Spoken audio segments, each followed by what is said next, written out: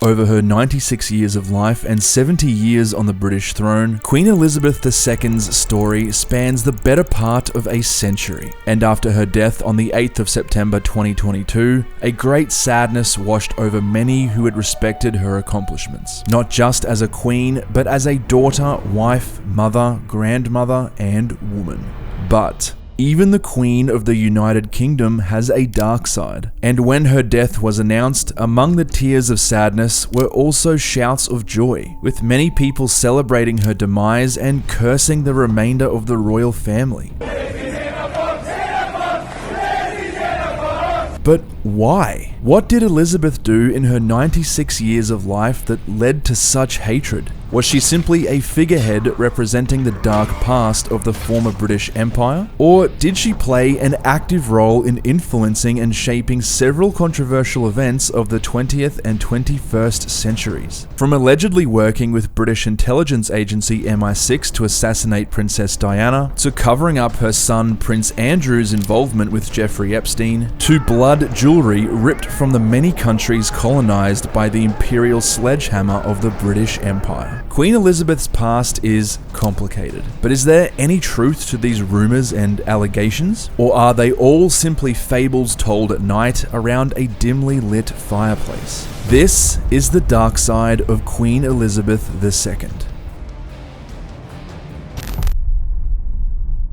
Over Elizabeth's 70-year reign as queen, there were only a few events that cast an aura of darkness over her otherwise overwhelmingly positive public image, both within the United Kingdom and abroad. So, let's start in reverse chronological order, with perhaps one of the biggest scandals of the 21st century, and that is Jeffrey Epstein.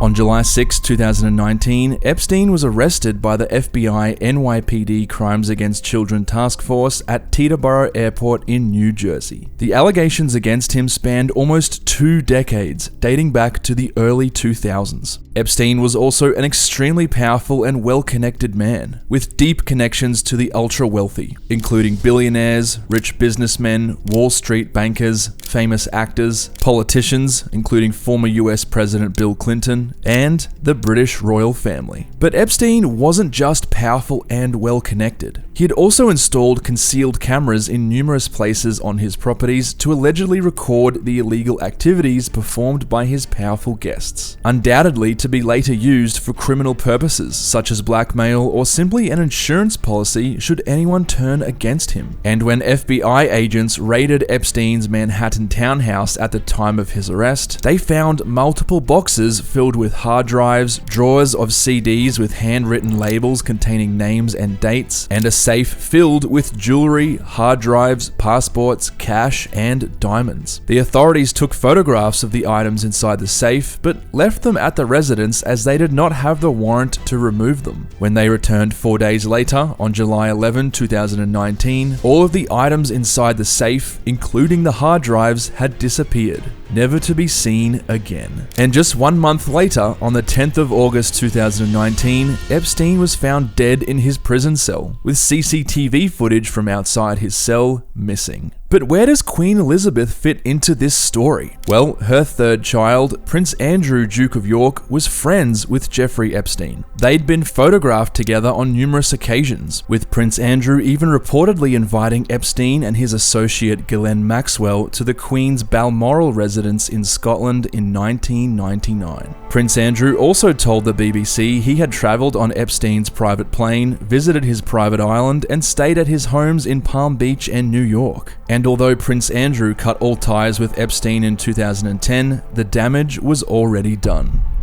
In 2019, Andrew was accused of inappropriate relations with 17-year-old Virginia Giuffre. In that same year, during a disastrous and now infamous interview with the BBC, Prince Andrew addressed the allegations and denied his involvement, even insinuating that an image of him with his hand around Virginia Giuffre's waist taken in 2001 may be fake.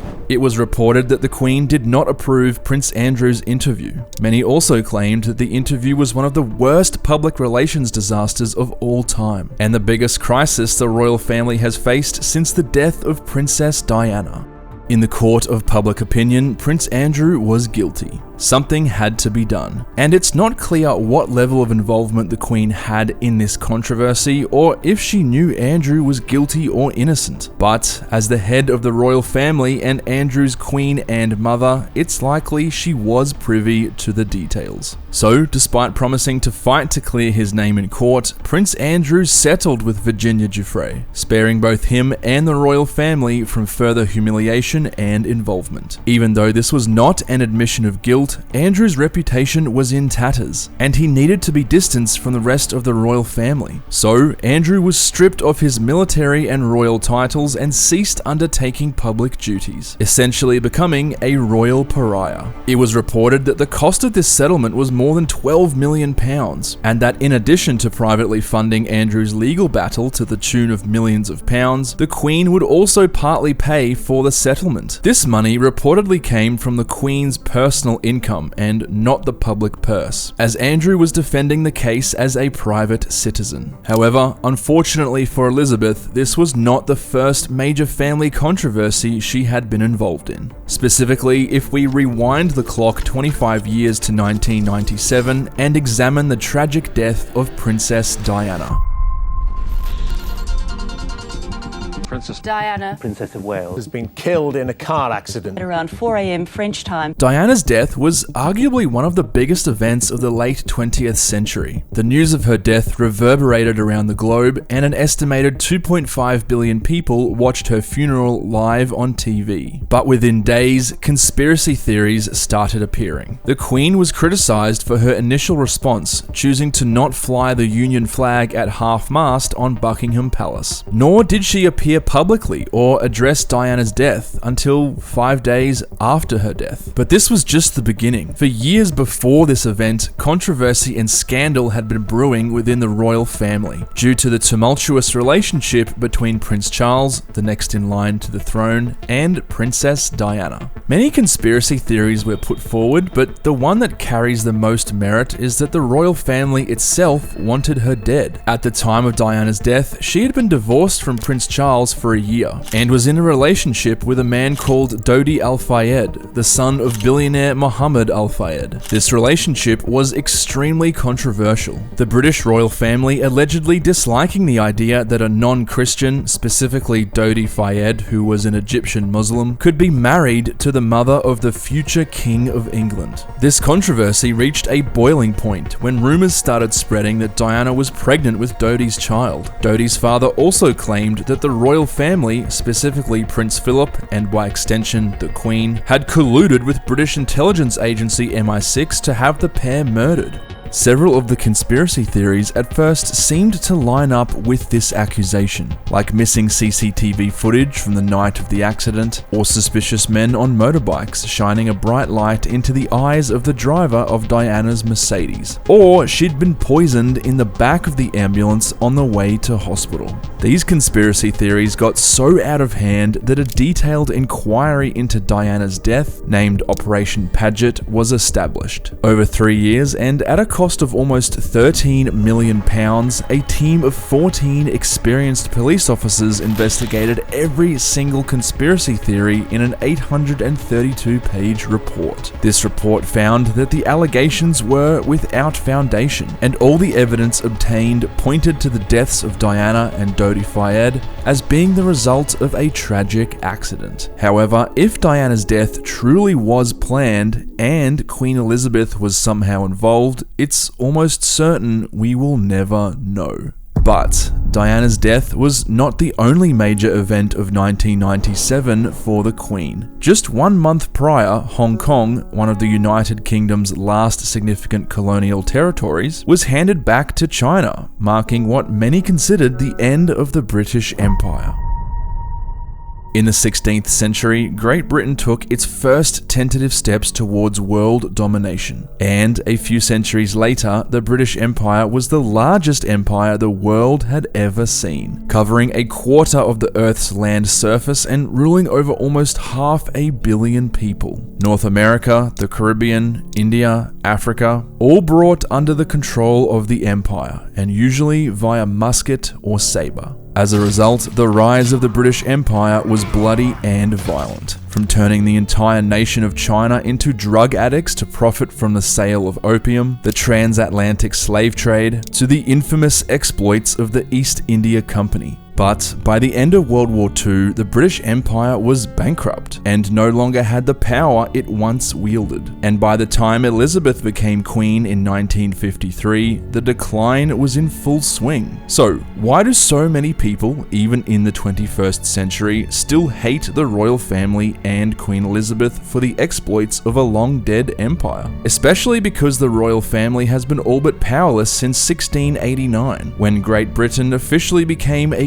constitutional monarchy, meaning the power to pass legislation resides with an elected body known as Parliament, and not the monarch. The answer is simple. The echoes of the British Empire's bloody reign continue to reverberate throughout the generations, from grandparents and great-grandparents passing stories down to their ancestors, to the lingering effects of colonialism in some countries even in the 21st century. The brutality of the British Empire is still represented by not only the same flag that flies above Buckingham Palace to this very day, but the face of the current reigning monarch, which, for the last 70 years, has been Elizabeth. Furthermore, Queen Elizabeth reigned during several dark and colonialism-related events of the 20th century, like the Mau Mau Rebellion in Kenya or the Troubles in Northern Ireland. And despite the latter half of the 20th century in general seeing a rapid acceleration in decolonization, for many people,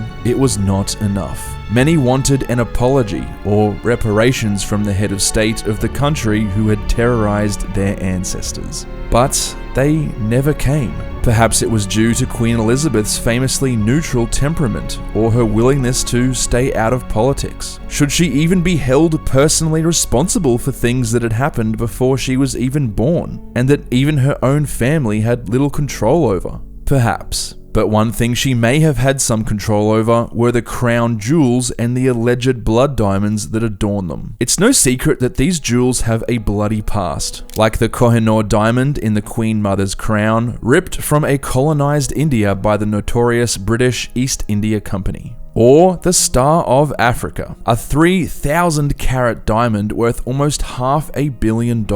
Split into several pieces, one of which now features as the centerpiece of the imperial state crown, the crown worn by Queen Elizabeth. Known as the Cullinan Diamond by the British, it was privately owned by Queen Elizabeth herself, and just like the Kohinoor diamond, was taken from a colonized country. These diamonds are just a few of the thousands and thousands of jewels owned by not just the Queen, but the royal family. And yet, despite their bloody history, Elizabeth wore these jewels above her head for decades. So, although Elizabeth II was a queen and certainly did a lot of good during her 70-year reign and was loved by many, she, like everyone else, had a dark side. Was she guilty of these scandals, or involved in cover-ups, assassination plots, or even responsible for the actions of a violent empire spanning several centuries? One thing is for certain though, Queen Elizabeth II will go down in history as one of the greatest, or one of the worst monarchs in recent history. It just depends on who you ask.